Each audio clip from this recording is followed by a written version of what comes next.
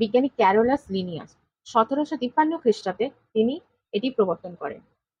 কিসে প্রবর্তন করেন? স্পিসিস প্ল্যান্টারাম নামক বইতে তিনিই লেখেন। 1758 খ্রিস্টাব্দে সিস্টেমা ন্যাচুরি বইতে তিনি এটার আবার আপডেটেড ভার্সনটা বার করেন, আরো আপডেট করেন, আরো আরো প্রজাতির আরো জীবের নামকরণ করেন, বিপদ নামকরণ করেন এবং সেগুলি এই বইতে লিখে রাখেন।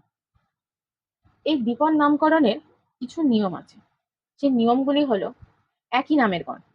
উদ্ভিদ ও প্রাণীর একই নামের গণ হতেই পারে, অর্থাৎ যে প্রাণীর এই গণের নামটা আছে উদ্ভিদের এটা হবে না তা কিন্তু নয়, একই নামের উদ্ভিদ এবং প্রাণীর গণ হতেই পারে। সেকেন্ড, গ্রহণযোগ্যতার সময় 1753 খ্রিস্টাব্দে আগে প্রকাশিত কোনো জীবের নাম গ্রহণযোগ্য নয়, অর্থাৎ 1753 খ্রিস্টাব্দের আগে কোনো বিজ্ঞানী যদি কোনো উদ্ভিদ বা প্রাণী বা কোনো জীবের নামকরণ করে থাকে তা কিন্তু গ্রহণযোগ্য হবে না। তৃতীয়,